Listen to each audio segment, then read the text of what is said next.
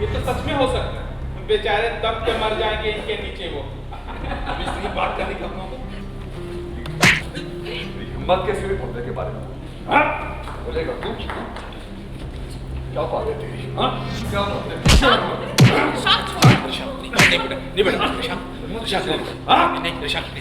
हिम्मत कैसे हुई बड़ी इसकी बोलने की भव्या के बारे में? मैं पुलिस बुलाऊंगा। तुम्हारी हिम्मत कैसे एक लॉयर का हाथ उठाने के लिए? सीरियल मेरी भव्या लाइफ में आया हाई वोल्टेज ड्रामा। बोला मैं भी यहीं खड़ा हूँ, जिसको बुलाना है बुला। मैं यहाँ तुम्हारे एनवायरमेंट के बारे में बात करने आया था। एक तो घर बुलाते हो, ऊपर से मारपीट करते हो। मैं तुम्हें कोर्ट के चक्कर लगवाऊंगा। सुन, जिसको बुलाना है बुला। अगर 2 मिनट और रुक गया ना, तो घर जाने के बाद पुलिस आएगा। निकल, चल, निकल, निकलो यहाँ से। जहां भव्या पर उठे सवाल, रिया की साजिश और रीशंक की हैरानी। ये तो सच में हो सकता है, बेचारे दब के मर जाएंगे इनके नीचे वो। अब इसलिए बात करने का अपना जी हाँ, टीवी सीरियल मेरी भव्या लाइफ में आया जबरदस्त मोड़, जहां भव्या के घर में अचानक वकीलों की एंट्री होती है और माहौल बन जाता है बेहद तनावपूर्ण। एक के बाद एक वकील भव्या से उसके और रीशंक के रिश्ते को लेकर सवाल करते हैं। हमारा क्लाइंट मानसिक और शारीरिक दोनों यातनाएं झेल रहा है।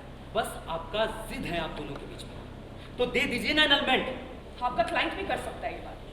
बुलाइए निशांत को, उसके सामने होगी अब जो बात होगी। ये तो उनकी शराफत है कि जो वो यहाँ नहीं है।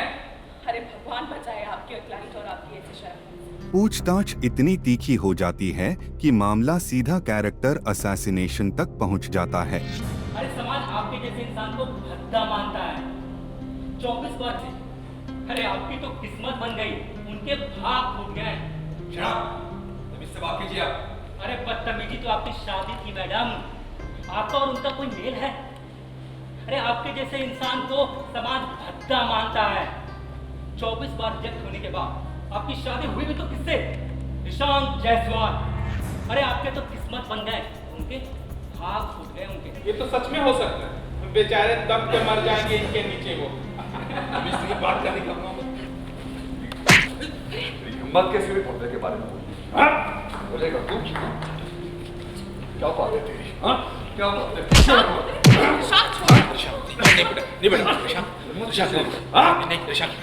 हिम्मत कैसे हुई बड़ी इसकी बोलने की भव्या के बारे में? मैं पुलिस बुलाऊंगा। तुम्हारी हिम्मत कैसे एक लॉयर का हाथ उठाने के लिए? बोला मैं भी यहीं खड़ा हूँ, जिसको बुलाना है बुला। मैं यहाँ तुम्हारे एनवायरमेंट के बारे में बात करने आया था। एक तो घर बुलाते हो, ऊपर से मारपीट करते हो। मैं तुम्हें कोर्ट के चक्कर लगवाऊंगा। सुन, जिसको बुलाना है बुला। अगर 2 मिनट और रुक गया ना, तो घर जाने के बाद पुलिस आएगा। निकल, चल, निकलो यहाँ से।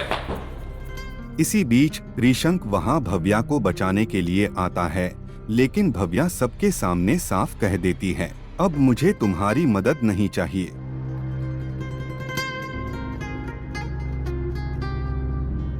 वहीं दूसरी तरफ रिया अपने हाथ पर लगी हल्की चोट का बहाना बनाकर रीशांक को अपने पास बुलाती है।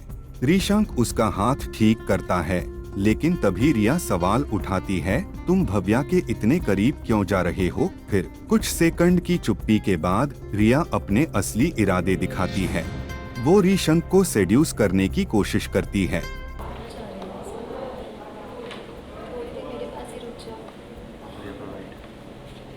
एक तो मेरे चोट भी लगी है, प्लीज रुक जाना।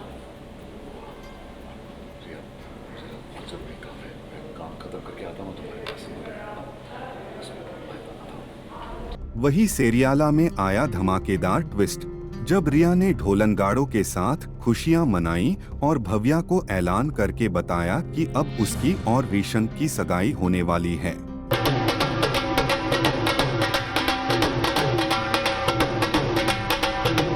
पर देखो, अच्छा ये तुम ना हमारी शादी पूरी अटेंड करना, तो तुम्हारा बहुत चलेगा। पर देखो अच्छा है ना, तुम्हारा वजन कम हो जाएगा।